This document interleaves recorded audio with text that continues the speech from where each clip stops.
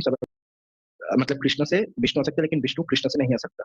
मतलब विष्णु के अवतार कृष्ण नहीं हो सकता, जिसके खंडन यहाँ पर ही है देवक्यम देवरूपिण्यम विष्णु सर्वभूषाया। मैं श्रीमद् भागवतम के ऊपर ही पूरा बेस्ड रहूंगा। आप देखिए पूर्वाचार्य कहता है कि मैं यमेश्वर्य पराजीवा नारायण वदंति ही माधुर्य रस संपन्न कृष्ण एव भजन्तम, कि भाई कृष्ण और नारायण में कोई डिफरेंस नहीं है। फिर भी आप लोग बोलते हैं कि 93% भगवान, वो फिर जस्टिफाई करते हैं वो जो 64 कला भाई। पहले पर वो चैतन्य मध्य लीला में क्या कहा कि कृष्ण न गुण अनंत ताद्रपि 64 प्रधान, कि कृष्ण के गुण जो है अनंत है भाई, अनंत है। वो अनंत है, हरि अनंत है, इसलिए उसके गुण अनंत है, लेकिन उसमें 64 प्रधान है। ठीक है। वो रसगत दृष्टि से आता है। ठीक है।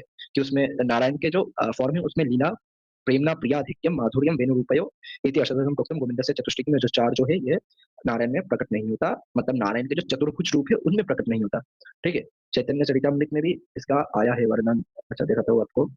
ये देखिए चैतन्य चरितमृत में भी क्या है कि से ही नारायण कृष्ण स्वरूप अभेद एक ही विग्रह किंतु आकार विभेद, कि कृष्ण और नारायण का जो स्वरूप है तत्पता वो एक ही है, तत्पता अलग नहीं है। भेद है, क्या भेद है? यो द्विभुज त्योधर चारियात यो वेणुधर तिहो चक्रदिक् शक्ति, एक मूल्य मनोहर द्विभुज और दूसरा जो है वो चतुर्भुज है। तो यहाँ पर ही समझो ना कि लीला प्रेमना प्रियाधिक्यम की जो लीला माधुर्य प्रेम माधुर्य और वेणु माधुर्य जो चार माधुर्य है, ये सिर्फ भगवान श्री कृष्ण में आता है। अर्थात क्या श्री कृष्ण के रूप में आता है, श्री नारायण के रूप में नहीं आता। जब वही नारायण कृष्ण होते हैं, मतलब विष्णु ही जब द्विभुज होता है तो उनमें वो आ जाते हैं।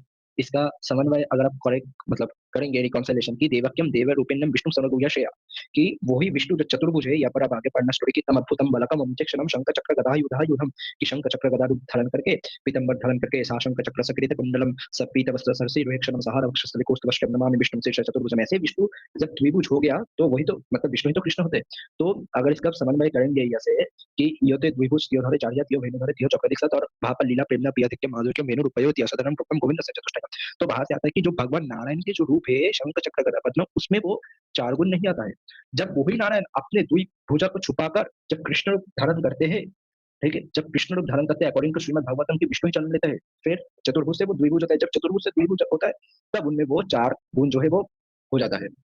वो ऐश्वर्य में शो नहीं करता। और ये भक्ति विनोद ठाकुर भी कृष्ण संहिता में प्रमाण दिया है कि देखिए यम ऐश्वर्य पराजीवा नारायणम वदंति ही माधुर्य रस संपन्न कृष्ण में भजन्ति तम, की भगवान कृष्ण और विष्णु में कृष्ण और नारायण में कोई फर्क नहीं है। वो एक ही तत्व। जब भगवान के जो ऐश्वर्यमय भक्त है उनके सामने वही नारायण रूप धारण करते हैं, और जो भगवान का माधुर्य भक्त है उनके सामने वो कृष्ण रूप धारण करते हैं। Actually there is no difference in absolute truth, उसमें कोई तत्व का भेद नहीं। लेकिन आप लोग बोल रहे हैं कि तत्व का भेद है, क्योंकि यहाँ पर ये प्रमाण हो जाता है कि आप लोग मानते तत्व का भेद है, क्योंकि कृष्ण से और विष्णु विष्णु मतलब विष्णु से अगर कृष्ण नहीं आ सकता, मतलब ये एग्जांपल भी देते हैं कि दूध से दही हो सकता है लेकिन दही से दूध